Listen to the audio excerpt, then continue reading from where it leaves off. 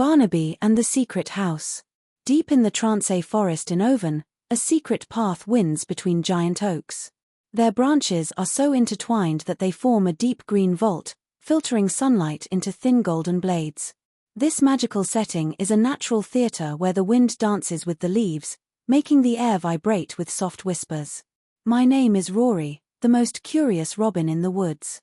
Every morning, I come to sing here, because my voice carried by the wind travels through the woods and sometimes, it brings back hidden secrets. Every morning, just before the sun is fully up, I see Barnaby, a young brown bear with fur as soft as velvet. He always comes out of his den at the foot of an old oak tree, with a round door framed by a doormat woven from fresh ferns. But instead of following the path to the river, like the other animals do, he disappears into the forest, looking focused, as if he's heading for a mysterious meeting. One morning, driven by my curiosity, I landed on Barnaby's head. "Hey, Barnaby, where are you going every morning?" He looked at me with a playful, slightly secretive smile. "It's a surprise, Rory. And you don't talk about surprises, you keep them." Then, he gently set me on the ground and continued on his way, almost whistling. But I couldn't stop there. So I kept my eyes open, looking for clues. One morning, a red berry fell out of his basket. Curious, I nibbled on a piece. Yum! It was delicious, soft and sweet, like a treasure from the forest. I chewed on the berry, with a greedy look on my face. Then, I turned to you, my little viewer. What do you think? Why does Barnaby take berries so far from home every morning? Even Grumbles the hedgehog wondered where Barnaby was going. He was sniffing around the path, his whiskers twitching. "Do you know where he's going?" he asked me, looking intrigued. "Not the slightest idea," I replied, shrugging my wings. That's when I decided to follow him, while staying very discreet. Shush! Barnaby was walking quietly, his basket hooked to his paw, on a path lined with large ferns. I was hopping from branch to branch, trying not to make the slightest noise. But suddenly, he turned around sharply. His eyes scanned the air, as if he had sensed my presence. I froze behind a big leaf, but my tail stuck out a little too much. As I was hiding, a noise caught my attention. It was Pip the mischievous squirrel. He also seemed to be following Barnaby, but he was anything but discreet. He dropped a nut on the ground, then a second one, and he even tripped on a third. I watched him, amused, as he shushed while making even more noise. Finally, Barnaby stopped in front of a pile of dead leaves, right at the foot of a big, moss-covered rock. He looked around, to the left then to the right, to make sure he was alone, then he gently moved the leaves away. A small dark opening appeared, almost invisible to anyone not looking for it. Barnaby disappeared into this narrow passage, as if into a secret burrow. I hesitated for a moment, then I slipped inside, clumsily followed by Pip, who was trying to be as quiet as possible. Before our eyes, a cozy burrow opened up, bathed in a soft light.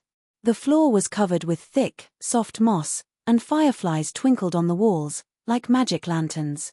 A shelf carved from a branch held treasures, a heart-shaped pebble, a bright blue feather, a golden button.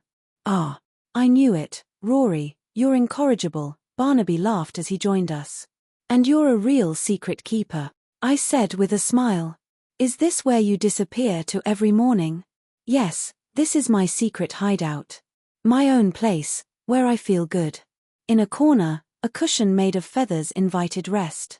On a small table, a worn book seemed to be full of stories.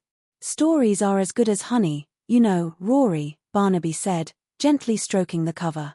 But Pip, too excited, sneezed so hard that a firefly flew off, lighting up the room.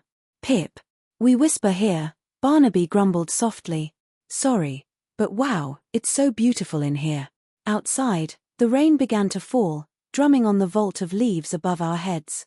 In the burrow, the air smelled good of resin and honey, warming our hearts. Barnaby told us how he had discovered this place one day when he got lost in the forest. Little by little, he had furnished it to his liking, a moss rug, fireflies for light, little treasures brought back from the surroundings, and even a corner for dreaming, where he could get away from it all. One day, an old owl tried to get in. I told him it was the house of a moss ghost. He left so fast that he lost 3 feathers. Barnaby added with a laugh. We played shadow puppets with the fireflies. Barnaby made a bunny. Grumbles, meanwhile, made an elegant swan. Pip tried to make a fox, but it looked more like a mushroom. We burst out laughing. In the following days, Ninny the bunny came too. She tried to make a carrot shadow, but it looked more like a cow holding a shoe. The visits followed one another, each person bringing a small gift to decorate the secret burrow. One day, Mick the magpie, believing he had found the secret hideout, went into the wrong entrance.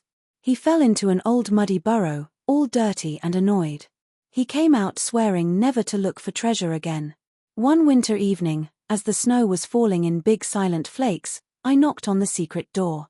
"Come in quick, Rory," said Barnaby. "Here, even the cold is afraid to enter." Under the warm light of the fireflies, we drank warm cinnamon-scented honey.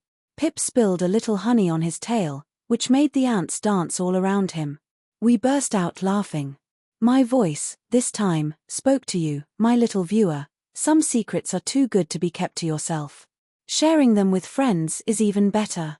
As we left, Barnaby delicately put the snow back on the entrance to the burrow. The Tronçais Forest regained its peaceful calm. But I know that at the heart of its great trees, there's a small corner of magic, a refuge of friendship and dreams.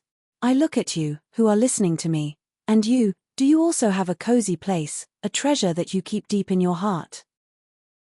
Enjoyed the tale? Give us a thumbs up. See you soon.